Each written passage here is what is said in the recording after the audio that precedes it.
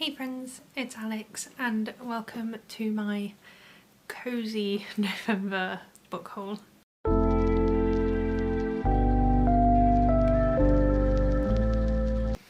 So I'm all cosy in my hoodie because it's really cold today and I did my first park run this morning, so I'm like just tired and cold and wanting to just be cosy. So I thought I'd just film like a cosy November book haul, all snuggled up in my hoodie, just a bit more chilled, relaxed. I have a lot of books to haul from November. I wish I didn't have this many, but oh well. I've read 3 of them. I'm over halfway through one of them, and one of them I already owned, but I've just got a different edition, so it's kind of like not really adding to my TBR, it's just like swapping one out. So really I've only really properly added 8 books to my TBR, which is still more than I read in November, so it's not great, but oh well. So I got some like pre-orders and some continuations in series, some subscription box stuff, so let's get into it.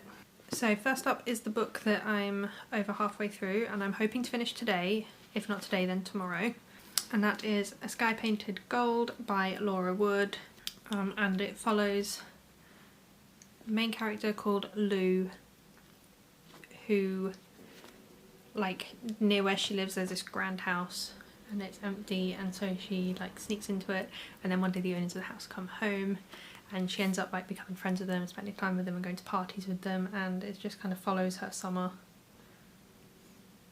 being a bit wild. And I'm really enjoying it, and I will tell you more of my thoughts in my December wrap up now because it's definitely not been finished in time for my November one. Next up I have 2 sequels that I picked up from Goldsboro books. I got the first book in both of these series from Goldsboro, so I picked up the sequels from Goldsboro just so they kind of match, and they've got like sprayed edges, which is really nice. So I have The Blood of the Chosen, which this is by Django Rexler. The first book in this series was one of the Goldsboro Sci-Fi Fantasy Fellowship books for 1 month in the past. I wanted to pick up the sequel. I think it's going to be a trilogy, so I'll be able to get to it soon. And I don't actually know what this series is about, so I can't give you a synopsis, but it's fantasy and I've just been getting more and more into... I've always been into like YA fantasy, but I've been getting more and more into like adult fantasy, so I'm excited to check out this series. And then the other sequel I picked up is Every Star a Song by J. Posey, and this is the sequel to I'm Not Prepared. Oh, okay. I've just found out this series is only a duology, so I can read it now. I don't have to wait for any more books. Oh my god, what's the first book called? Okay, I can't find the name of the first book. Anyway, this is the second book in its series, and it's a sci-fi series, and I don't read a lot of sci-fi, but that's something I want to change because 90% of the sci-fi I read I love so much and I always want to pick it up more. So I have this whole series. It's now complete, which I was unaware of until about a minute ago. So I can read this series quite soon actually, which is exciting. And as far as I know, this series has something to do with language. And I remember when I first read the synopsis of the first book, I was really intrigued by it and I was really keen to check it out and see how the language was involved. I will leave all of these books linked down below, so for the ones that I don't know anything about, you can check them out. Next up I have 2 books that I have read before, and these came from Illumicrate, and they are the beautiful editions that they did of The House in the Cerulean Sea and Under the Whispering Door by TJ Klune. I am obsessed with these. I read The House in the Cerulean Sea before this set went on sale so that I would know if I actually liked it enough to buy it, and holy moly, I loved it. It was so good. So obviously I bought this set, and this set is stunning.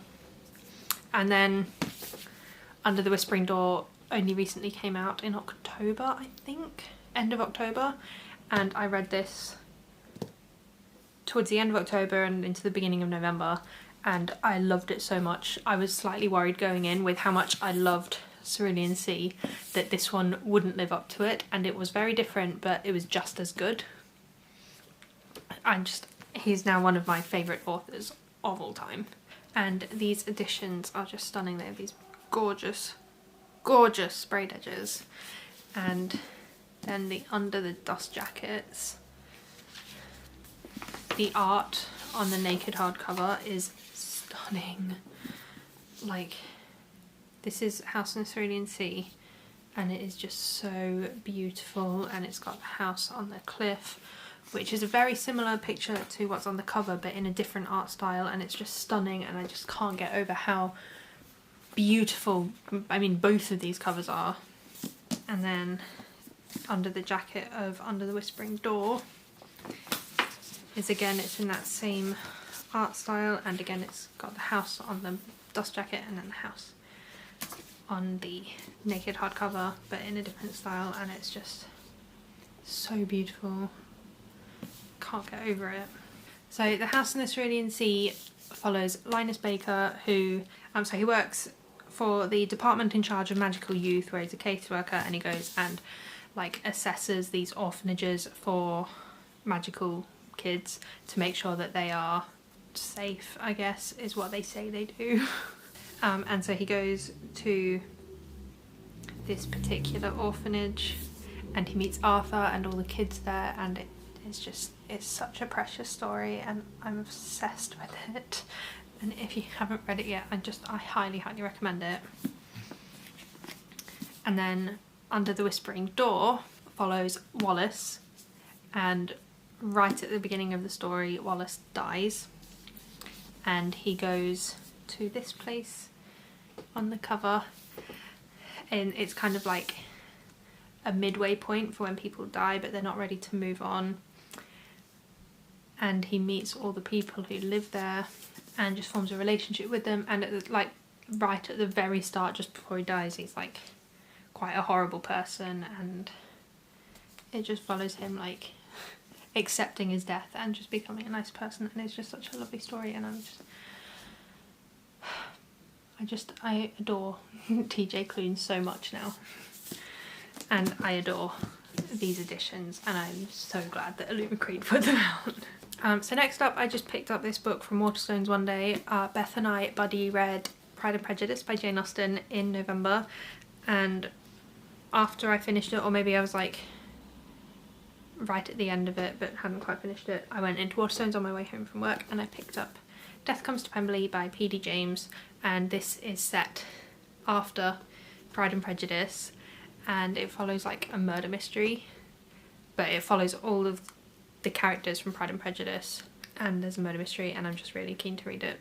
I will be interested to see kind of how it compares to Pride and Prejudice, and I know it's not really fair to compare it to Pride and Prejudice because it's obviously written by a different person, but it'll just be interesting to see how well P.D. James captures the kind of language in that time period and the characters, and I'm just really intrigued to read this. And also I just really love murder mysteries, so this sounds great.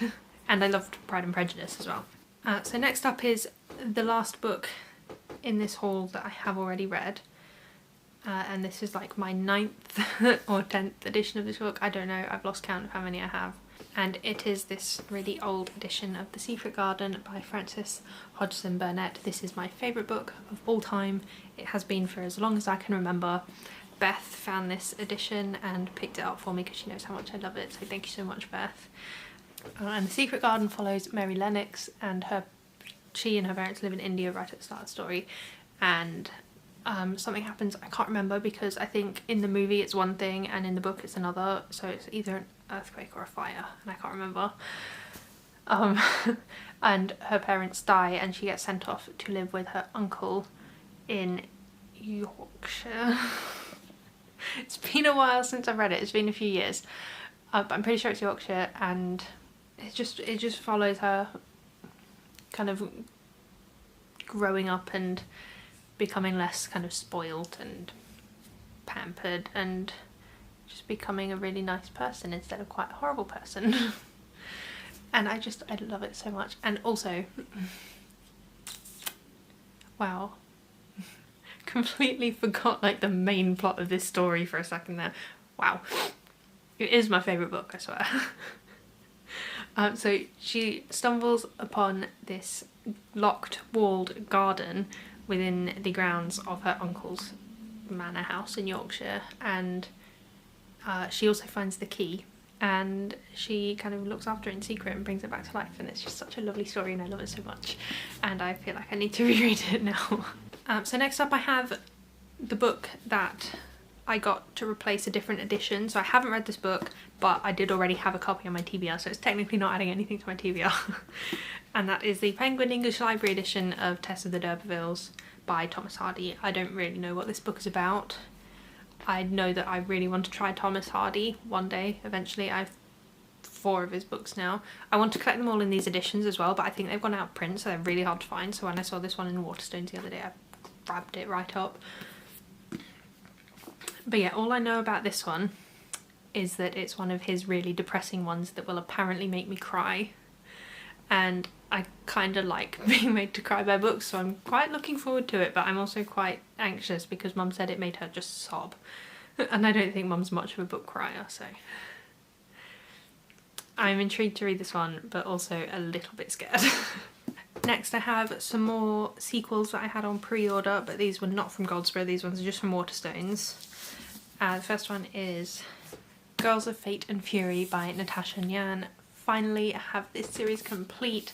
I read the first one the year it came out, I'm pretty sure, and I loved it so much. It was so good. And I haven't picked up the second one yet because I've been waiting for the third one to come out so I can reread the first one and just read all the books back to back. And now it's finally here and I have it, and I cannot wait.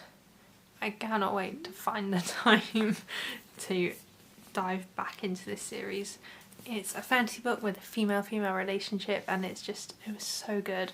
I don't remember quite a lot of the first book, but I just remember how much I loved it and how gripped I was. And the other sequel I got from Waterstones, I think this is how you pronounce it, but I'm not sure, but it's Cytonic by Brandon Sanderson. This is the 3rd book in the Skyward series. There's going to be another one, I think.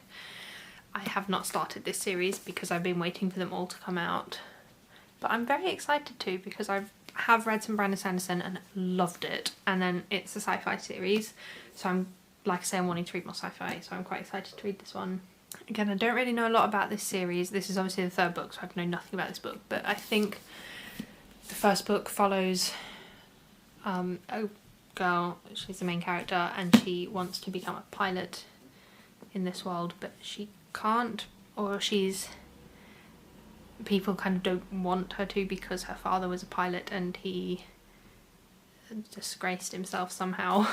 But I'm very excited to dive into the series. Hopefully it'll be finished next year and then I can read it. I'm hoping they'll be quite quick reads as well. I don't know why, but I'm just getting the vibe that they will be. Nearly at the end of this haul, I've only got 3 books left. So the next one I got was the November Illumicrate book, so if you don't want to be spoilt, don't look. And it is Little Thieves by Margaret Owen. I've never read a book by Margaret Owen before. So apparently this is a retelling of The Goose Girl, which I don't actually know what that is, but I'm very intrigued to read it, and this cover is stunning. And then it's got these really nice sprayed edges, which I love. And then the most amazing thing about this Illumicrate edition is the naked hardcover, which I'm obsessed with. It's kind of in a similar kind of vein as the TJ Klune set, where it's like an image printed on it as opposed to something embossed in foil or anything like that. But like, oh my god, it's so beautiful. I can't get over how freaking beautiful this book is. And I have heard that this book has 2 demisexual characters, which I'm so excited for. So I'm really keen to read this one, and I might try and actually join in the Illumicrate read along for it this time, because normally I don't join in because I'm reading other things, but I would really like to pick this one up, so hopefully I will find the time to join in this time. And then the last 2 books I got in November, I think literally arrived on the last day of November, and they are 2 more Goldsboro books. And the first one is the Goldsboro Sci-Fi Fantasy Fellowship book for November, which is All of Us Villains by Amanda Foody and Christine Lynn Herman. I'm quite excited to read this. It's also a really pretty edition. It's got really nice frayed edges. And it sounds kind of Hunger Games-esque, where in this city that they live in, Ilvanath, there are 7 families who name a champion to compete in a tournament to the death every generation, and the winner the winner's family gets exclusive control over the city's high magic supply. So I'm really intrigued to give this one a try. It's not too long, so hopefully I'll be able to get to it soon, because I'll be able to read it fairly quickly. I haven't been picking up a lot of really long fantasy books lately because I'm just not reading books very quickly, which is really sad because I want to get into more fantasy books again, but they're all like 800 pages. But yeah, hopefully I'll be able to get to this one soon. And then the last book on my November book haul is a really short one, like really short, and that is The Symmetry of Stars by Alex Myers. Alex's, I don't know if it's his first book or just his previous book, was one of the Goldsboro Sci-Fi Fantasy Fellowship books. So I have that on my TBR and I'm really excited to read it. And I saw this one come out on the Goldsboro website, so I thought I'd just pick it up because it's got the really nice frayed edges and it's just really pretty. So this seems to follow 2 gods, or it seems to be about 2 gods who are like representing nature and nurture. So like either everyone is just born the way they are no matter what, or people are like influenced by their upbringing and everything, and they're both trying to control the world. So they have this competition. Sorry, my camera just cut off and I don't know where, so I'm just going from here. So each has like a set of twins as their champion, and one set of twins is like raised with a tutor and the other set of twins is like basically neglected to just raise themselves. And yeah, I don't really know. I think it's an Arthurian retelling. It's a retelling of the Orlando Furioso legend. I don't know if I said that right. I also don't know what that is, but it sounds interesting. It's really short. It's like under 300 pages, which is quite short for a fantasy. And I'm really intrigued to pick it up, and also I just really love this cover because like I love purple and it's very purple. So those are all the books I hauled in November. There was quite a lot. Hopefully I won't get so many in December, but also it's December, it's Christmas. We'll probably get some books somewhere along the line. I mean, I hope I will. So thank you so much for joining me on this cozy book haul. I hope you enjoyed. Also, I hope you like my Oldie. It has koalas on it and I love it and it's so cuddly. If you don't have an Oldie, you should buy one. But yes, thank you so much for watching and I will see you in my next video. Bye!